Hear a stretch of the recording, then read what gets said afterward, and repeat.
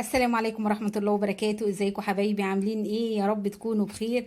اهلا بيكم من مطبخي انا وجوجي. والنهاردة بقى هنعمل مع بعض احلى بسيسة او احلى كيكة ذرة زي ما تسموها، بطريقة سهلة وبسيطة جدا جدا، عشان تعرفين البساطة عندنا احنا وبس.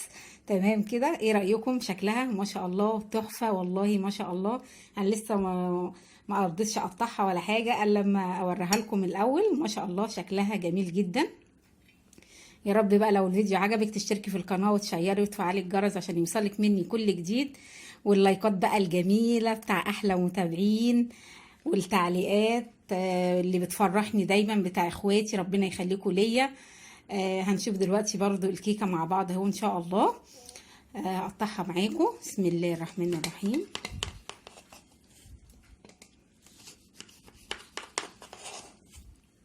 بسم الله، نسمي الله كده على طول واحنا بنعمل حاجتنا اللي زي الفل دي. بسم الله ما شاء الله. بسم الله الرحمن الرحيم.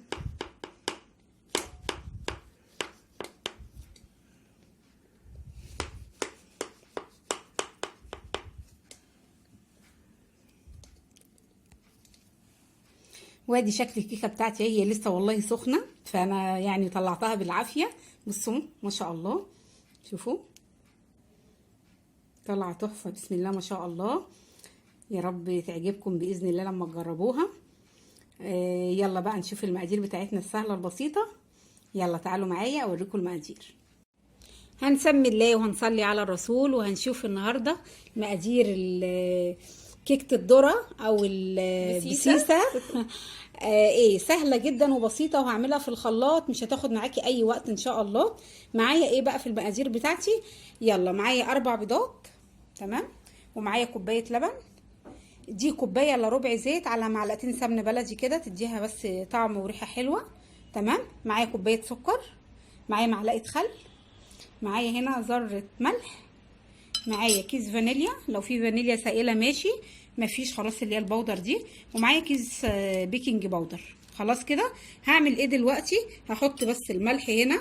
طبعا الدقيق بتاعي انا ما قلتش الدقيق كوبايه دقيق عادي، دقيق القمح العادي، على كوبايه ونص دقيق ذره، تمام كده. حطيت عليه ذره الملح، واحط عليه كيس البيكنج باودر. وانا نخله ده كل ما تنخلي الدقيق كويس جدا بيديكي نتيجه ممتازه، تمام. فانا نخلاه مرتين، الدقيق ده على الدقيق ده، كوبايه الدقيق العادي بتاعنا اللي هو الدقيق القمح على كوبايه ونص دقيق ذره، تمام كده اهو كده تمام. خلاص هعمل ايه بقى في بقيه المقادير دي؟ هروح على الخلاط، بس مش عايزه اشغل الخلاط عشان الدوشه بتاعته. طبعا المكونات دي بدرجه حراره المطبخ، تمام. ما تطلعيش بيض من التلاجة تعملي بيه على طول، هسيبه بره شويه وبعدين اعمل بيه. خلاص يبقى احط البيض، تمام، واحط عليه اللبن، واحط عليه السمنه على الزيت، واحط عليه كوبايه سكر، واحط عليه معلقه الخل. هضربهم في الخلاط وهنشوفهم مع بعض تاني، وهنكمل الكيكه الذره بتاعتنا او البسيسه مع بعض بطريقه سهله وبسيطه جدا، عشان انتوا عارفين البساطه كلها فين عندنا احنا وبس. ودلوقتي بعد ما ضربت الخليط بتاعنا كله في الخلاط اهو، شوفوا شكله تمام كده.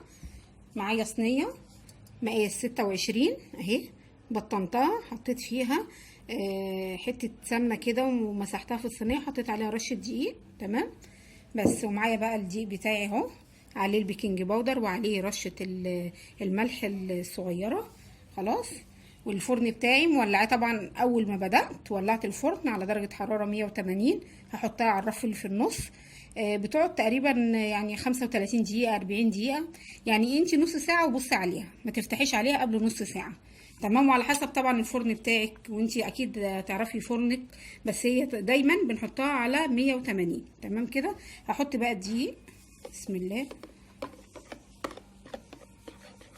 هنقلب بس في اتجاه واحد عشان الهواء ما يطلعش منها. تمام. هجربت لكم معلومات عشان الهواء ما يطلعش منها. بسم الله، سمي الله كده وانتي بتبداي، صلي على الرسول، هتلاقي الدنيا زي الفل ومشيت معاكي كويس جدا.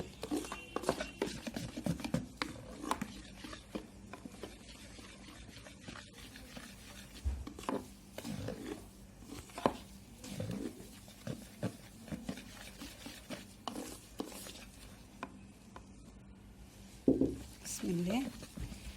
اللهم صل على سيدنا محمد وعلى اله وصحبه وسلم.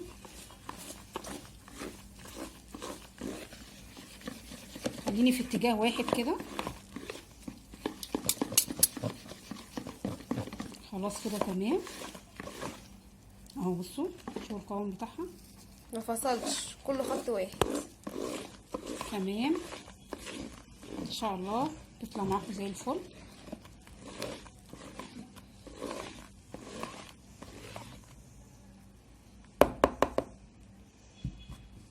في الصينيه. بسم الله.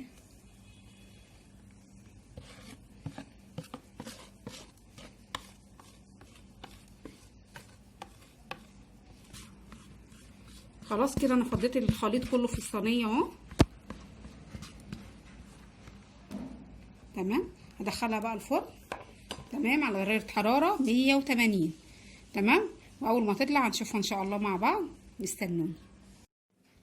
وادي شكل الكيكه بتاعتي، كيكه الذره او البسيسه.